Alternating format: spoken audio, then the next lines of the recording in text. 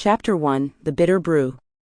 The air hung thick with the aroma of burnt sugar and bitter espresso, a fragrance usually comforting, now tainted with the metallic tang of fear. Detective Owen Pryce, a man whose perpetually rumpled suit seemed to mirror the chaos he so often navigated, surveyed the scene. The daily grind, usually a haven of caffeinated calm, was a maelstrom of hushed whispers and wide-eyed stares. Baristas, normally efficient automatons in their perfectly choreographed coffee ballet, stood frozen, their hands hovering uncertainly over steaming milk pitchers. The victim, a woman named Lila, lay sprawled amidst a landscape of spilled decaf coffee and scattered sugar packets, a stark contrast to the meticulous order she usually maintained. Lila, famed for her breathtaking latte art, swans, tulips, even miniature portraits of famous baristas, had been the heart of the daily grind, her cheerful demeanor a balm to the morning rush. Now her vibrant energy was extinguished, replaced by a chilling stillness. Pryce knelt beside her, carefully examining the scene. Her workspace, usually a picture of pristine organization, was awash in a dark, bitter liquid. The spilled decaf was peculiar. Lila, a staunch proponent of expertly pulled espresso, rarely handled the stuff.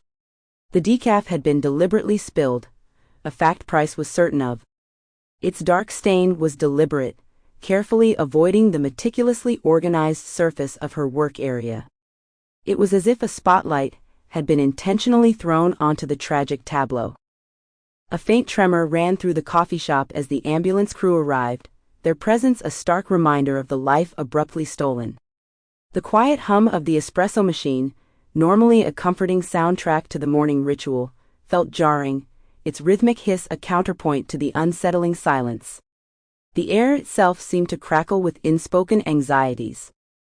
Pryce, a connoisseur of both coffee and crime, felt a familiar thrill pulse through him, a strange blend of morbid fascination and professional duty. He had a hunch this wasn't just a random act of violence. It was theatrical, almost meticulously staged. The coffee, the decaf specifically, was a key, a morbidly artistic flourish to a puzzle he was determined to solve.